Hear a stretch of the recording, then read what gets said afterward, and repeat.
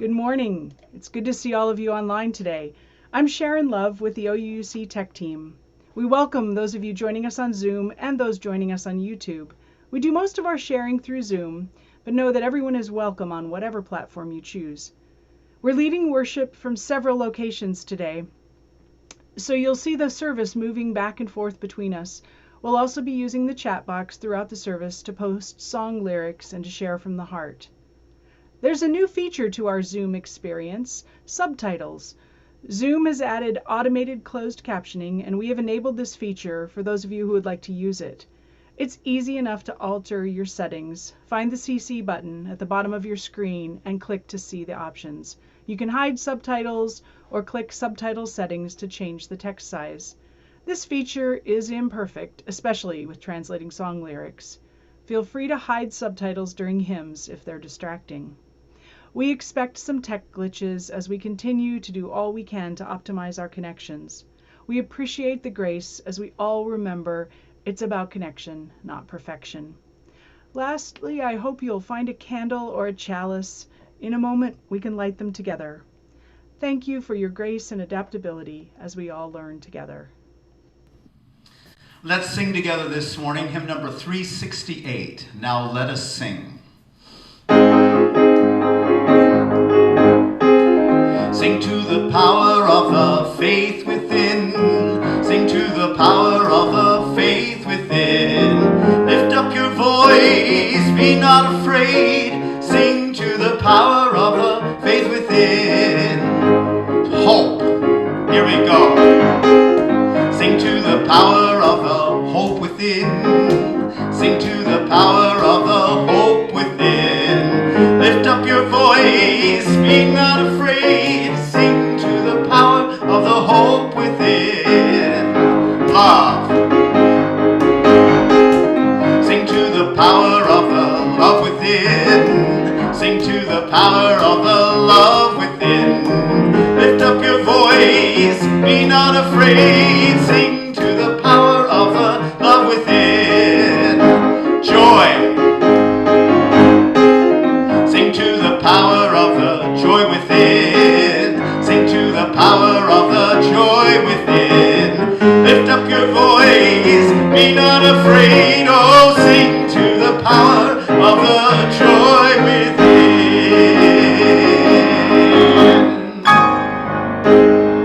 Thank you for singing.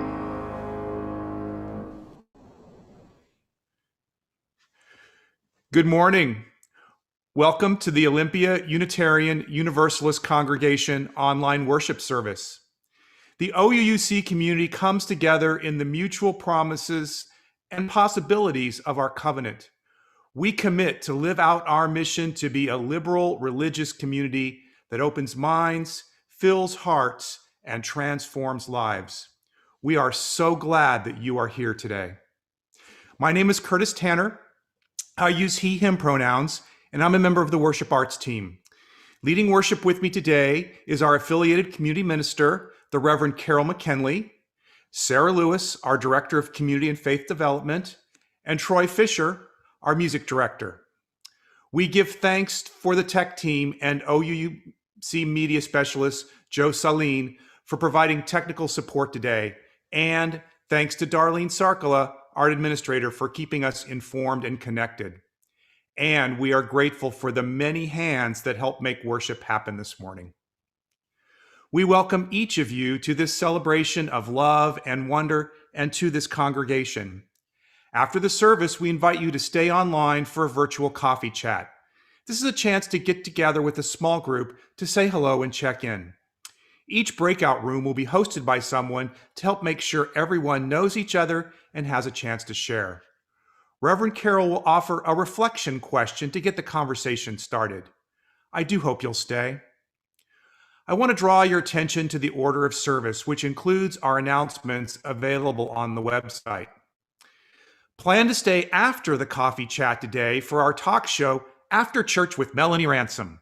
Today, Melanie interviews Riley McLaughlin, tech team member, and so much more. To participate, just return to the main session after the coffee chat breakout rooms. Please don't forget to complete the Vision, Mission, End survey. The link was sent in an email last Thursday.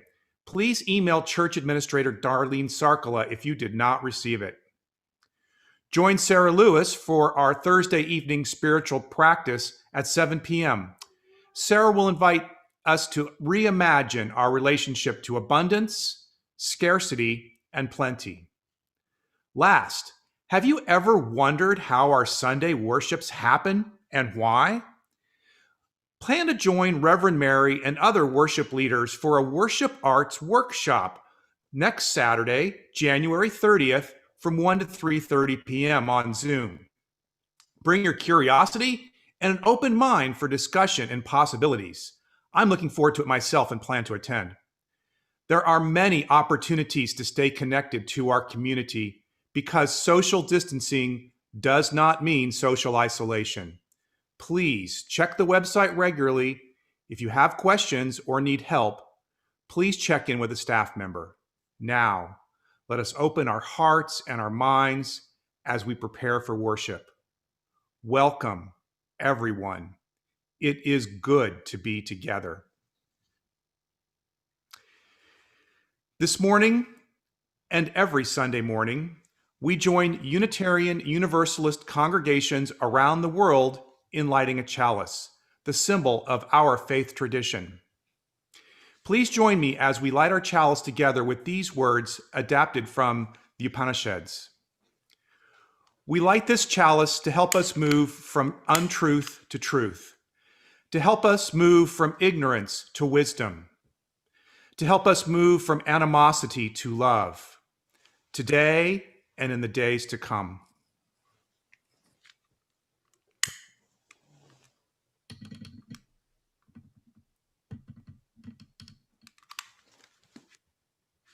Our opening words are offered by the Reverend Ashley Haran. Another world is possible. We say it again and again, even when the proof lies somewhere beyond the horizon, beyond our reach, beyond our imagination. This is our faith. Another world is possible. There are many routes toward liberation, toward freedom, but the abundance of options does not absolve us of the responsibility of acting. Another world is possible.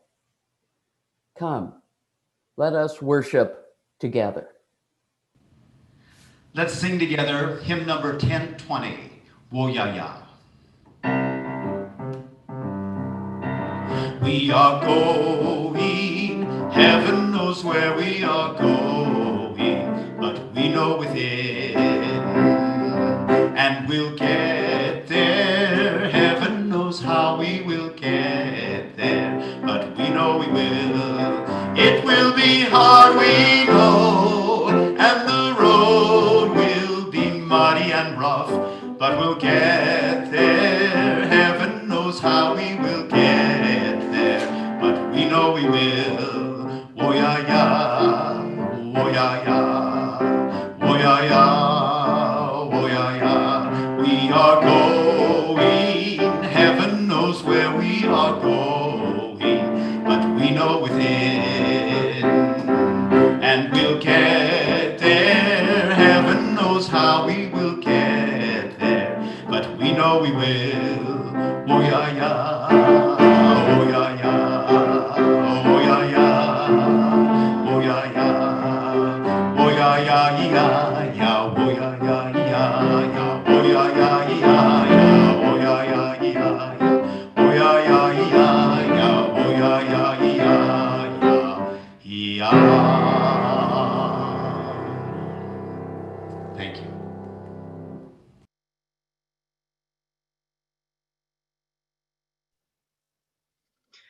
Chris was 4 years old, or more precisely, 4 years, 10 months, and 5 days exactly.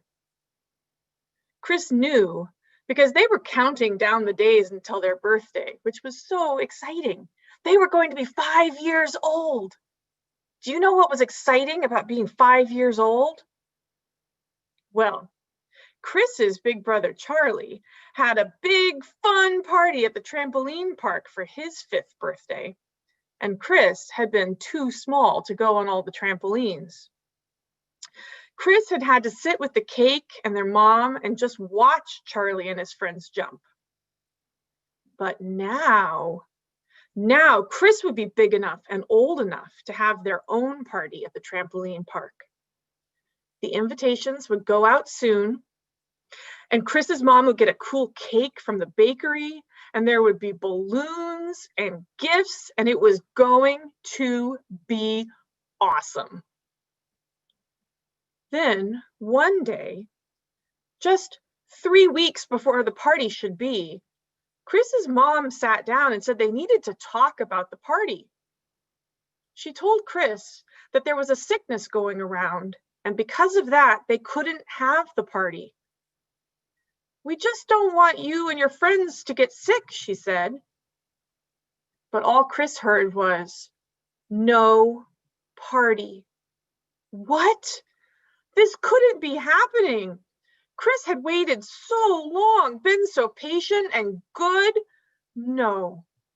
Chris began to cry. It was just not fair. Chris's mom said she was very sorry and gave him a hug. "I'm sorry, honey. We'll just have to do something else. Maybe we can think of something else to do, just us family." "No, that wouldn't be the same." Chris shook their head stubbornly. No, if they couldn't have a trampoline party, nothing else was going to be good enough. Chris was cranky for 2 whole weeks after that. Every time they looked at the calendar with the countdown to the birthday that their parents had set up for them, they got mad or sad. They grumped around the house. Nothing was going to make up for this tragedy. Chris's mom was sympathetic up to a point. When Chris stomped through the room one day, she said, "Okay, Chris, you really are going to have to find a way to have some fun, even though you didn't get what you wanted." Find a way? No way, Chris thought.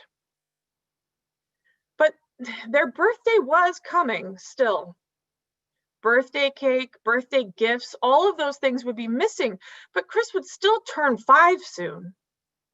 So Chris asked, "Can I still have cake?" "Of course," said Chris's mom. "Can I still have balloons?" "Yes." "Can I still see my friends?" Answered Chris's mom. "Let me see what we can do about that." And so the day of the party arrived, and Chris sat down in a throne in the front yard with big balloons tied to it. There was cake from Chris's favorite bakery, and then all of Chris's friends drove by. They waved out of their car windows and dropped off presents and were given water balloons that they got to try and throw at Chris. It was fun. Was it as much fun as the trampolines? Well, who could say? It was definitely different, and it ended up being a wonderful way to turn 5 years old. Thus ends our story.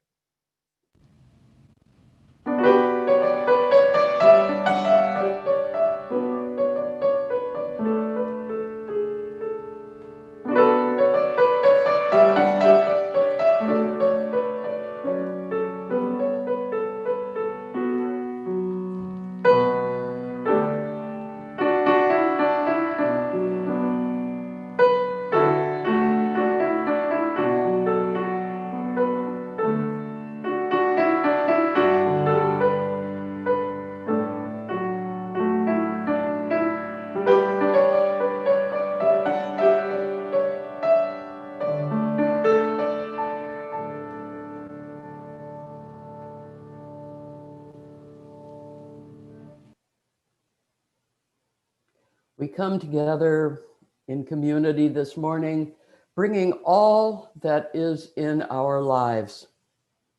In this space, we draw on the strength of our community to listen deeply and hold all that we bring here with us. If you would like to send something to share, please look for the link on the online worship page on the OUUC website, or send Reverend Mary an email and we will bring it into the service next week. In this space, we share from our hearts what brings us joy and sorrow, what makes us delight and worry, what makes us dance and what makes us anxious. Let us open our hearts to the complexity of life, our own and others. You will hear a drum beat as we share today. It brings into our awareness that our individual hearts beat, and together we create the heartbeat of our community. Right now, I invite you to take a breath as we open our hearts to receive the complexity of all that is in our lives and in our community today. This past Thursday was the 1-year anniversary of the first COVID case in Washington, and the first time anyone had detected the virus in the United States. Little do we know what would be asked of us this past year. The pandemic brought and continues to bring heartbreaking loss and disruption to our lives and the lives of people across our state and this nation. We mark this anniversary mourning the loss of so many and looking forward with hope.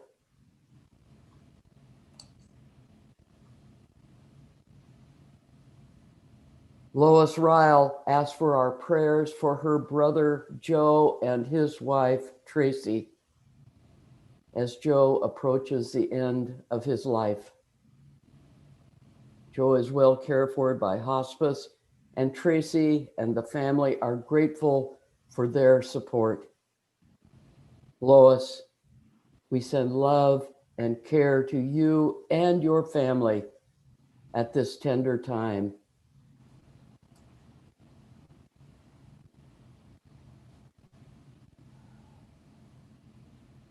I invite you now to share from your heart by entering in the chat box on your screen.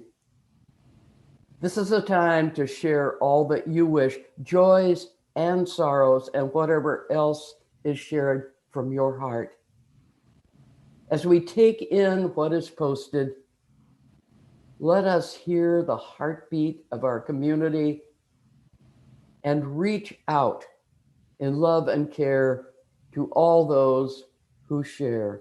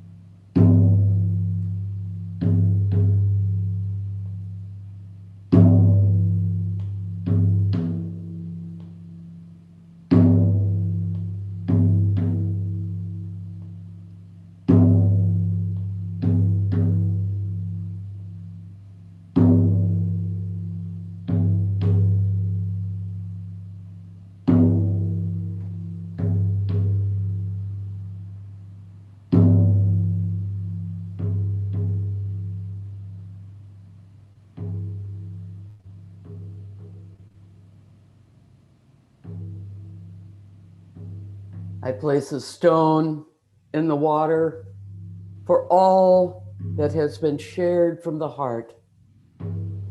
A stone holding the complexity of our lives, held in the water of this community.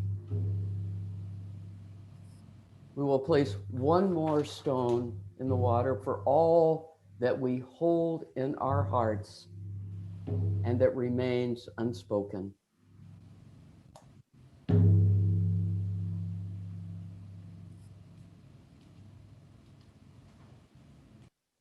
I invite you now into a time of reflection, prayer, and meditation. Spirit of life and love, which moves through us and through this world. We have endured a painful, difficult life in the time of this nation, a time that has brought a transition of elected leadership. May all those newly elected to office in our nation, in our state, in our communities, be always mindful of the responsibilities before them, that they may be true and faithful in carrying them forward.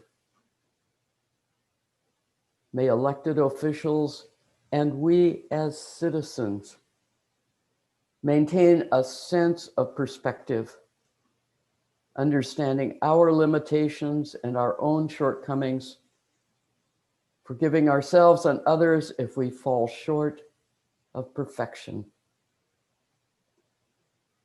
May each of us be ready to see fresh opportunity, new understandings, new avenues for action and resolution. May each of us remember these virtues that bless our lives and the lives of others. The virtues of caring and compassion, the virtues of honesty and respect, the virtues of charity and patience. May we continue to strive to build a world more just, more equitable for all. Amen. May it be so.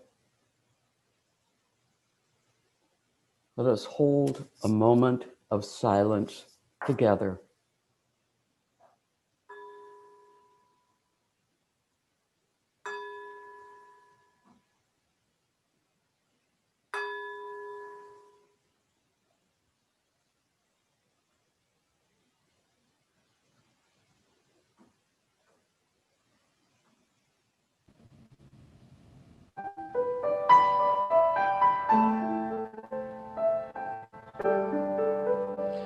Let's sing together hymn number 146. Soon the day will arrive.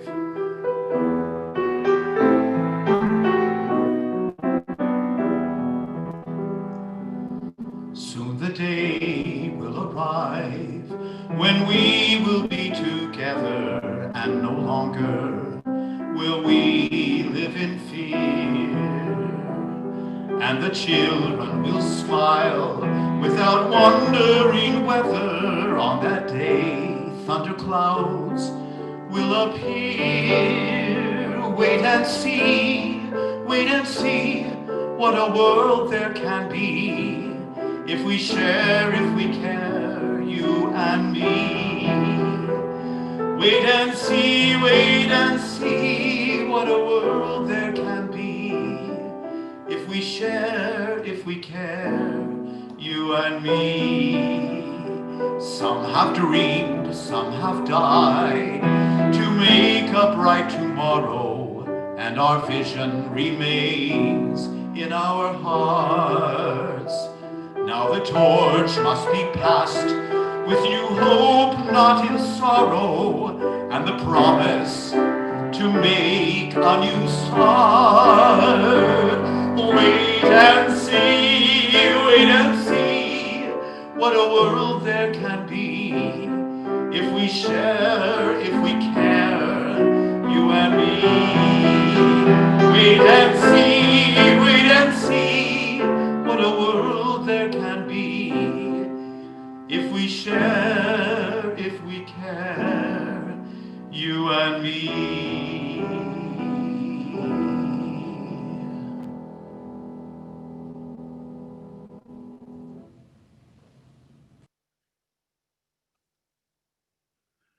Our prayers and meditations deepen our gratitude for what we know is sacred in our lives and in this world. Each Sunday, we express our gratitude by joining together in service to our community and to something greater than ourselves. The offering collected here does two things. It supports the ongoing work of OUUC, which is also supported by your regular pledges. This offering also supports an organization that serves our community in harmony with our Unitarian Universalist values. This month, our Share the Plate recipient is Wild Grief. We have a video to share about their good work.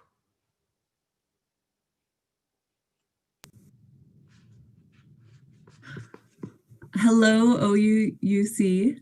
My name is Brianna Trigg with Wild Grief, and I am so grateful to be here as part of your Share the Plate initiative.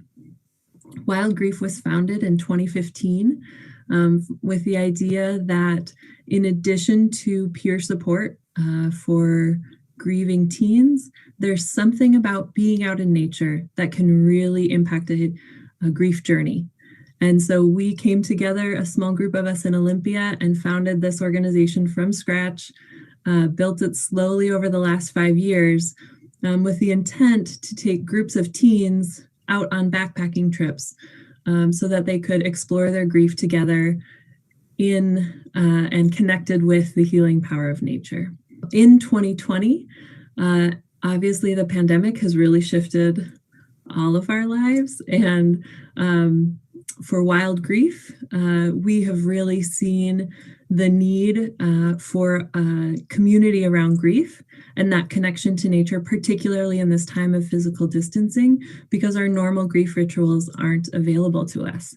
So we actually in 2020 have expanded our programs. We tripled our reach over the past year through virtual programs that combined peer support online in virtual spaces and individual outdoor exploration where participants came together online and then spent some time outside, came back together and were able to talk about the impact of that nature connection, the activities they did out in nature, and what they were thinking about in their grief.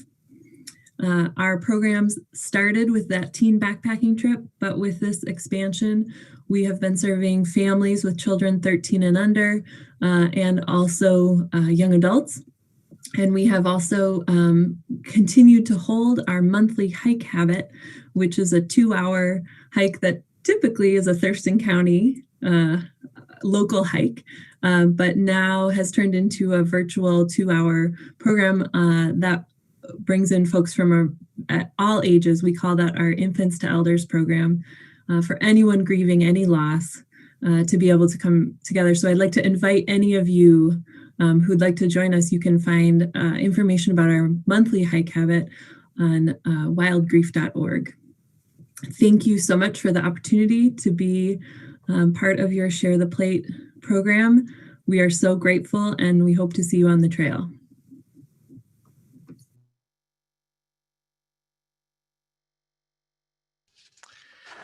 Please note that you can participate in the offering by making a donation online, through the church website, or texting the number that will appear on your screen in just a moment. You can also mail a check to OUUC. Our community partners continue to need our financial support. May the offering now be generously given as it is gratefully received.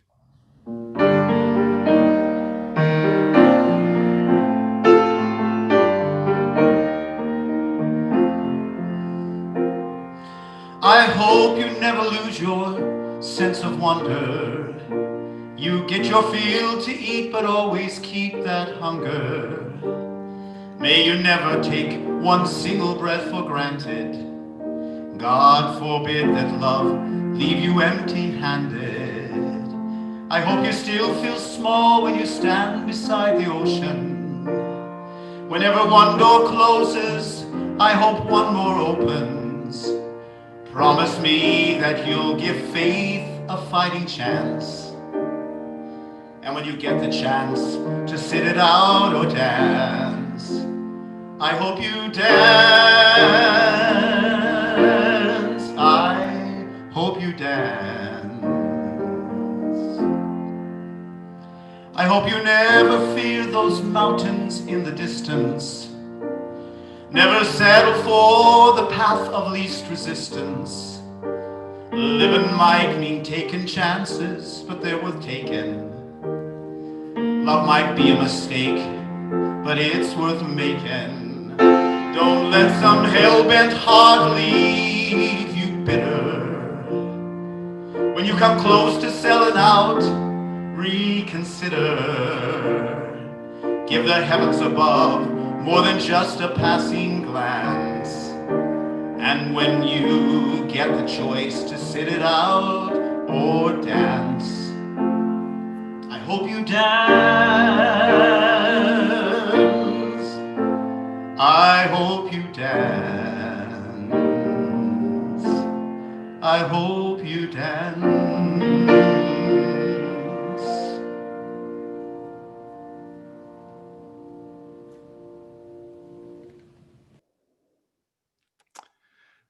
Thank you, Troy. And thanks to all y'all for your generous gifts. Today's first reading is Imagining Our Way to a Better Future from an article by the cognitive scientist Jim Davies. Without imagination, we would have no nations, gods, corporations, and social institutions. Even money wouldn't be possible. Without imagination, we would never have been able to feel a kinship with people we've never met, be they other Americans or Beastie Boy fans.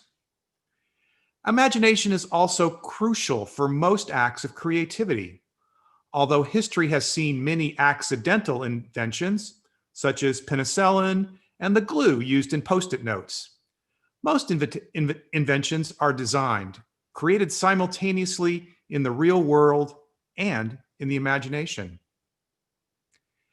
As we face the future, trying to fight the problems of the past and to anticipate the problems yet to come, it's hard to think of a better weapon to have in our arsenal than imagination. We can imagine complex possible futures, fantasy worlds, fantasies about being on a beach, the mundane and the majestic. We can use our imaginations to make us relaxed or anxious. The most impressive feat of human imagination, to me, is our ability to use it in creative endeavors.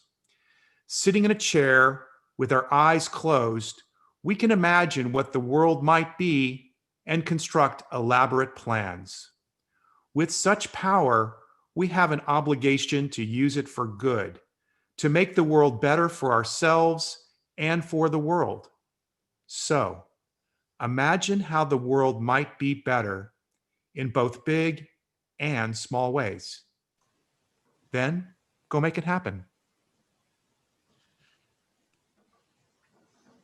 Our second reading is Remembering the Future by the Reverend Teresa Soto. Can we develop the skill of remembering the future? Can we commit to build the community that will extend into a time that we only know by memory because it will outlast us? Memorize the compass points of the day yet to come, the truth, the love, the fire, the endless yes of the horizon. Shake the scales from your imagination, reach, stretch, rise. There is no more time for pretending that everything can be all right without your care, without your attention. You can mourn, grief being more real at times than the promise of the sunrise, more real than the pieces of the moon that by inconstant silver turns disappears. And yet, while we may mourn changes, losses, deceptions, and betrayals, beneath the ash we find the ember. We weep, and then, as we have learned from labor movements, we organize. Remember the day toward which we advance.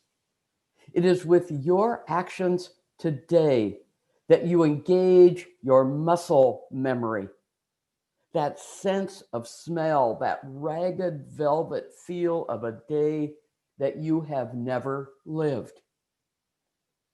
It is also your day. Remember it well.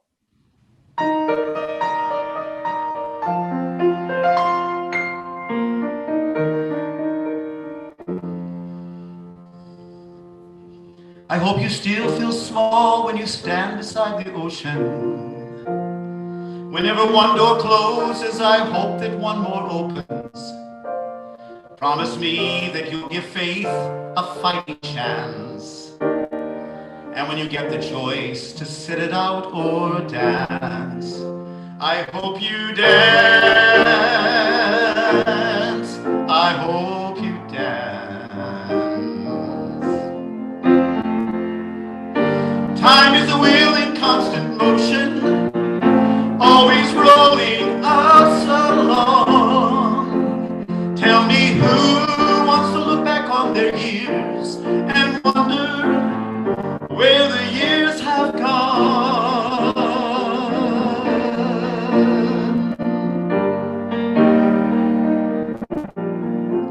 I hope you dance.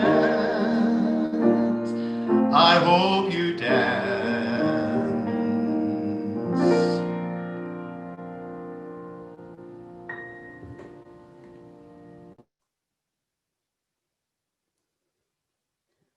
Several years ago, I was asked to introduce Paul Loeb, a writer and researcher at Olympia meeting of community activists. I agreed to do so, failing to mention that I was not familiar with who Paul Loeb was. So to learn more about who he was, I bought two of his books, The Impossible Will Take a Little While, A Citizen's Guide to Hope in a Time of Fear, and Soul of a Citizen, Living with Conviction in Challenging Times. And I began reading. Both books were challenging, hopeful, and yes, inspiring. During the past month, I have returned to Loeb's books, finding in them inspiration to restore my faith in our ability as citizens to serve the common good. That faith was severely shaken by the events of January 6th. Like you, I watched in horror the storming of our nation's capital, the deadly assault that resulted in injury and death, an assault by a mob encouraged by the words of the president of this country. The storming of the gates of our state governor's home by shouting protesters, some armed, echoed the behavior of the mob in Washington. We have since learned the breadth and depth of the planning by those involved in the January 6th attack on the nation's capital. And we should not be surprised. The persistent erosion of this country's democratic norms has been happening for decades, and January 6th was a sad culmination. Indeed, the words of the prophet Hosea prove prescient in today's United States. For they have sown the wind and they shall reap the whirlwind. But it is not they only, but we, this nation, that is reaping the whirlwind. How can we cope with the whirlwind that has swept and promises to continue to sweep across this nation? Even as those who abused their power and participated in immoral and seditious acts are held accountable in courts, how can we as citizens and people of faith respond? Even as newly elected leaders assume office, we must ask ourselves, what is our role in restoring hope, even healing in our communities and in this nation? Because, of course, a new administration cannot alone bind the deep tears in this nation's moral fabric. As citizens, we too must assume a role in mending those tears. This month, the Unitarian Universalist Association suggested worship theme is imagination. And this theme could not be more timely. It invites us to dream, to envision how we can be a part of lifting ourselves and our communities from despair and toward hope and positive action. Our individual and collective imagination can help us create new possibilities, inspire us to think beyond the boundaries of feasibility, of what is easily done. After all, feasibility is malleable. It's not fixed. It responds to curiosity, creativity, and commitment. Who believed that marriage equality was a politically feasible policy before it was enacted first in Massachusetts, then here in Washington State in 2012, then in 2015 recognized at the federal level? Who would have thought? Yet someone or many someones imagined it could happen. Other social and political changes were considered unreasonable and undoable until they happened. Social Security, the Civil Rights Act, the Affordable Care Act. When Dr. King wrote his letter from that Birmingham jail in 1963, his colleagues chastised him for being unrealistic and implored him to slow down and back off because what he sought was politically unfeasible. Few thought it was politically feasible to elect a Black man to the presidency of the United States or a Black and Asian woman to the vice president of this country until it happened. But someone or a lot of someone's imagined that it could happen. Social change and political change are not passive activities. Things become feasible because people believe equality, justice, and freedom are possible. We all know stories of the struggles and heroic acts of early organizers like John Lewis or Harvey Milk or this state's Senator Cal Anderson. People who heeded the call toward liberation, risking even losing their lives to make change happen. Marriage equality or the Voting Rights Act did not become law because folks waited for it to happen, but because more people got involved. But that began because some people imagined a world where these rights existed, inspiring others like Black Lives Matter founders Patrisse Cullors, Alicia Garza, or Opal Tometi to engage in the political work that it's today making change not only politically feasible, but real. This past Tuesday, I listened to Dr. Angela Davis speak at Seattle University's Martin Luther King Day observance. Angela Davis, a leader for radical political and social change for more than 50 years, said we all need to educate our imaginations so we can help guide the world toward more habitable futures. Look, she said, look at this country's racist history and imagine new ways to address the problem, moving us from our comfortable, entrenched society to one where justice for all means all. And that takes me back to Paul Loeb's books. Loeb, who lives in Seattle, has spent more than 4 decades researching and writing about citizen responsibility and involvement. Soul of a Citizen has become a handbook for social activists or anyone who wants to make a difference, to be part of realizing a better world. But, says Loeb, we must think beyond a current election or a current administration. He writes, one election can change only so much, however high the hopes of people vesting in any given candidate. The changes it can make possible depend on the continuing actions of ordinary citizens, from publicly voicing their convictions to voting. The continuing actions of ordinary citizens like us. We have seen how conviction to change through voting has altered federal representation in Georgia, where for the first time in that state's history, a Black man and a Jew will serve as the state's senators.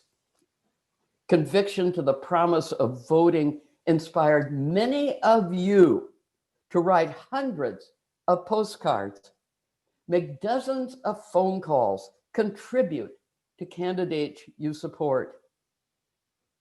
Voting is a simple act, but it is an act of faith. It is, as one journalist observed recently, a pledge of allegiance to the future of the country. Despite a global pandemic, despite postal delays or bad weather, people voted as if their country depended upon it. Despite efforts to undermine confidence in the electoral process, voters held on to a conviction to voting. Paul Loeb offers ways each one of us can bring about change as we imagine what the world might be. First, get involved, even at a distance and online, as we're doing in these days. Do so with local groups that are working on issues of concern to you.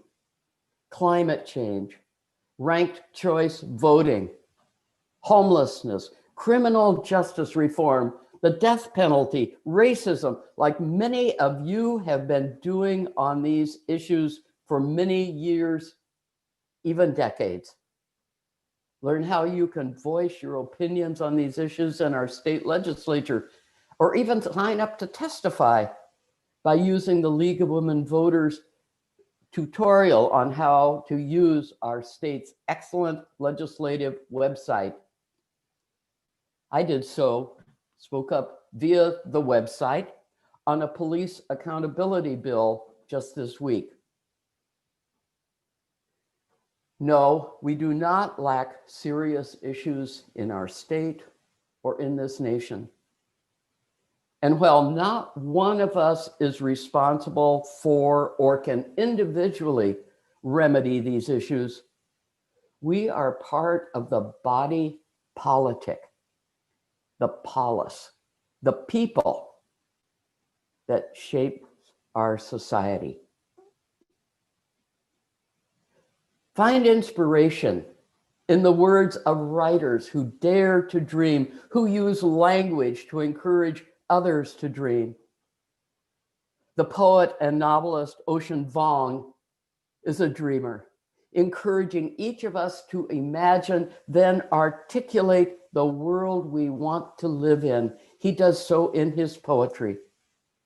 Or in the words of youth poet laureate Angela Gorman, whose inaugural poem, The Hill We Climb, resonated with so many of you last Wednesday. The vision of poets inspires us to take the next step to make the dream a reality. Now, Paul Loeb is not a poet, but his writing reflects a poet's gift of looking within to find the spiritual strength, the spiritual commitment to work toward a better world. Loeb believes that healing our society goes hand in hand with healing our souls. Understanding our cultural diseases of short-sightedness, denial of difficult challenges, society's pervasive sense of powerlessness, then exploring how ordinary citizens have challenged apathy and cynicism to bring hope and commitment to their work for change. Loeb does this by recounting numerous stories of people he has talked with as he explores how citizens are empowered to work toward a better world. These stories, or ones like them, might have been told by many of you gathered this morning. Some of you have been involved in environmental or social justice efforts for decades. Some of you are more recent justice activists compelled to act by egregious displays of racism and inequality in our country. Loeb's stories of everyday heroes, people from very different backgrounds and belief systems, people who saw something wrong, then worked with others for change and made a difference. These stories are inspiring. These are people who might have been inspired by Dr. Martin Luther King Jr.'s advice. Take the first step in faith. You don't have to see the whole staircase.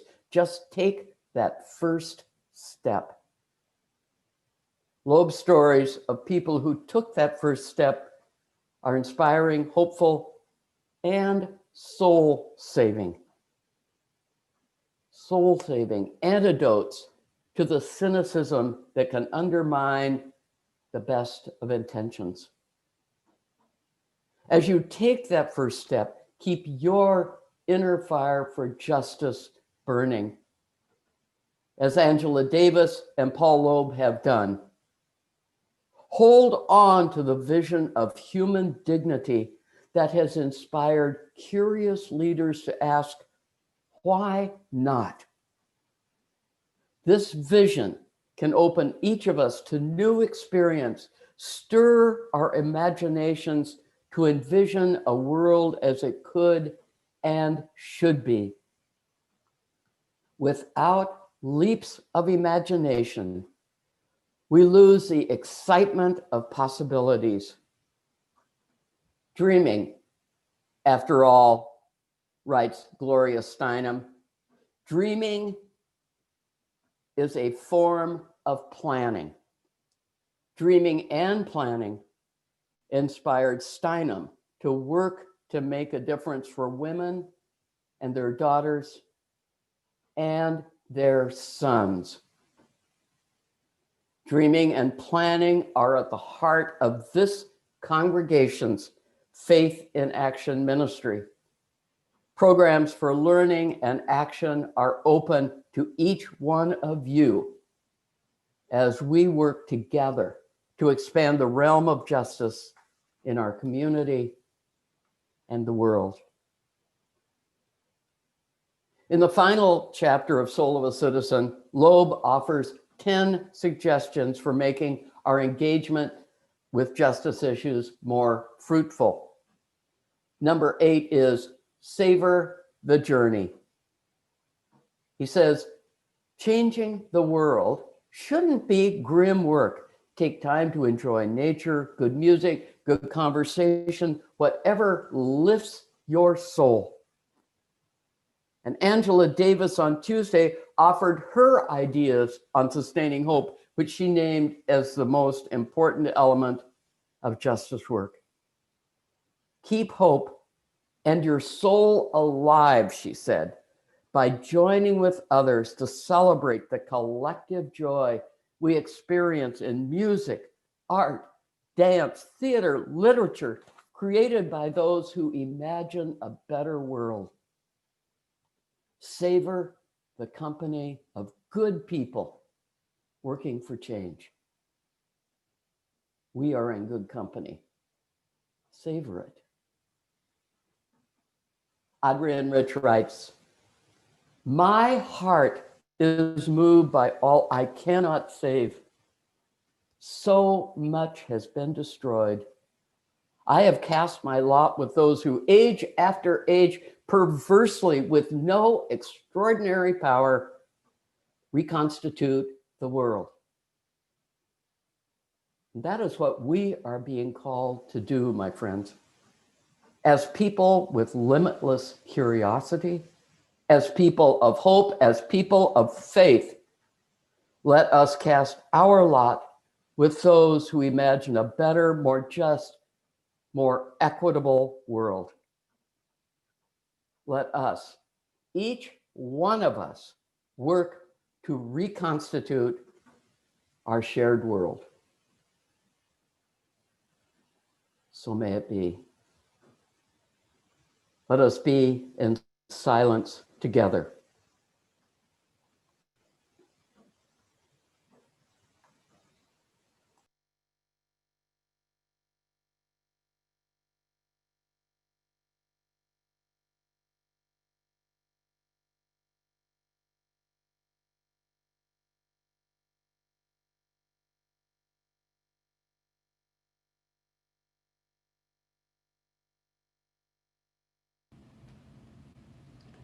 Let's sing together hymn number 1028, The Fire of Commitment.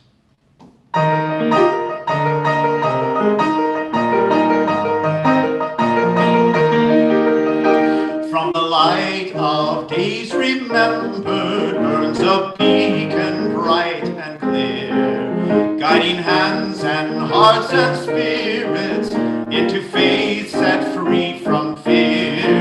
When the fire of commitment sets our minds and souls ablaze, when our hunger and our passion meet to call us on our way, when we live with deep assurance of the flame that burns within, then our promise finds fulfillment and the future can begin.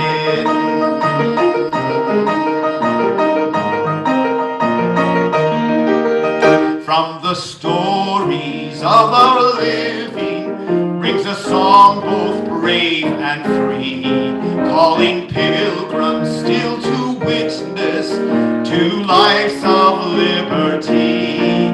When the fire of commitment sets our minds and souls ablaze, when the hunger and the passion meet to call us on our way, when we live with deep assurance of the flame that burns within, then the promise finds fulfillment and our futures can begin.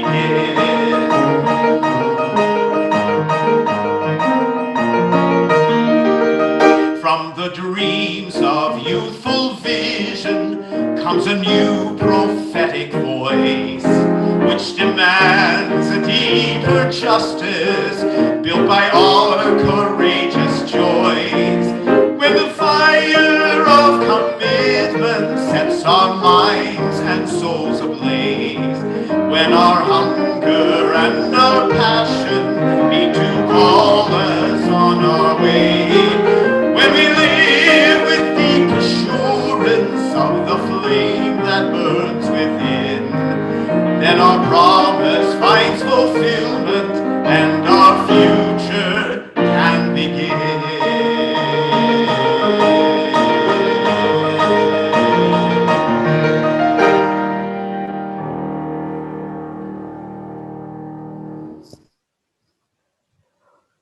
We extinguish our chalices with these words adapted from those of the Reverend Teresa Cooley. In this time of anticipation, let us continue to imagine what we can be, of how we will be. May we welcome that which is new, for it is in that very newness that we find possibilities, potential for that which is yet to be.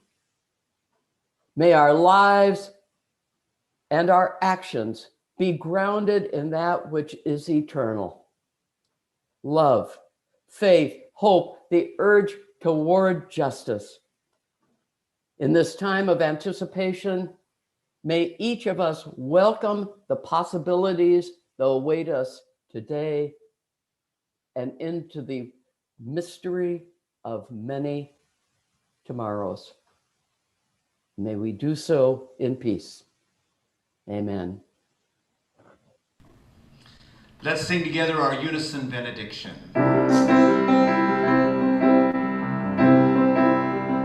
How bountiful the blessings that surround us. We come together grateful to be one. As we go forth and greet the days unwinding, the circle grows as pebbles thrown to pond. And know that Spirit guides us on our pathways, abiding in our hearts the bonds of